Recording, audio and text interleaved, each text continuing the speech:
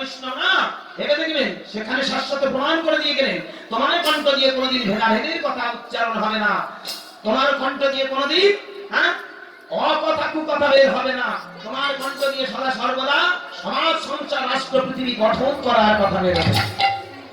নেতাজি সুভাষ চিৎকার করে বলেছিল, give me blood I give you freedom, তোমরা আমায় রক্ত দাও আমি তোমাদের স্বাধীনতা দেব।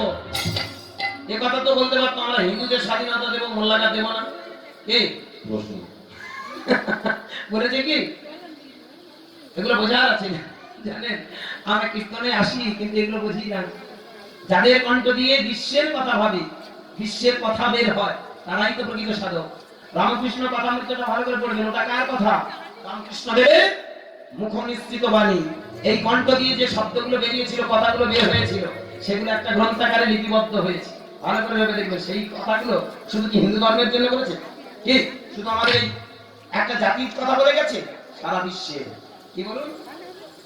এই জন্য বোঝার আছে রামকৃষ্ণ কথা মতটা পার্টিকুলার কোন একটা ধর্মের কথা বলেনি, একটাই ধর্মের কথা বলে গেছে, সেটা মানব ধর্মের কথা। নিতাই গৌর হরি বল। তাহলে ভালো করে ভাববেন, পায়খানা লড়াই অঙ্গুলির উপরে মূলাধার, এইখানে যেখানে প্রস্রাব করি স্বাধিষ্ঠান, নাভিকমল মণিপুর, বক্ষস্থল অনাহত, কণ্ঠস্থল বিশুদ্ধ, দুই ভ্রুর মাঝখানে আজ্ঞা চক্র। হ্যাঁ বাবা, এই যে বলছিলাম এই আজ্ঞা চক্র, আজ্ঞা চক্র অর্থাৎ একবার যদি তার আজ্ঞা পেয়ে যাও, তুমি একবার যদি সেই মনে আস্তে আস্তে তোমার ভিতরে কুপ্রবৃত্তি গুলো কেটে ফেলতে পারো। এই যে তিলক কাটা মানে কি?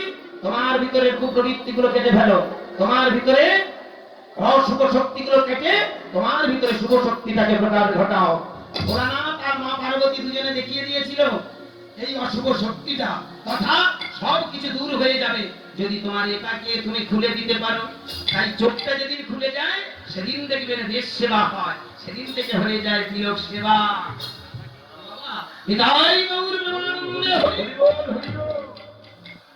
কারণ আগে তখন তুমি তোমার নিজেকে না ছাড়িয়ে অপরকে সেবা করবে কিসে?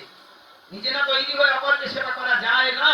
তাই আগে নিজের কুপ্রবৃত্তি গুলো কাটো, ভেদাভেদ বৈষম্য গুলো কেটে এগিয়ে চলো।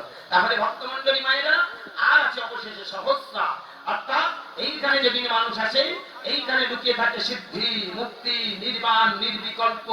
এমনকি মানুষ যদি আস্তে আস্তে চায় নিজের ভাব সমাধিটা নিজেই গড়ে নেয়। ভেবে দেখবেন রামকৃষ্ণ ঠাকুর, বিবেকানন্দ, অনুকূল ঠাকুর, বাল ব্রহ্মচারী, ঋষি অরবিন্দ, নৌকান্নাথ, নেতাজি, চৈতন্য মহাপ্রভু, যাদেরকে আমরা ভগবান বলি, দেশপ্রেমী বলি, ভালোবাসার দেশকে যারা ভালোবাসে তাদের সমাধি হতো, সমাধি হয়েছে। হয়নি বাবা? দিনের পর দিন তারা বসে থাকতে পেরেছে। কেন? ভালো করে ভেবে দেখবেন, যখন মানুষ মনটাকে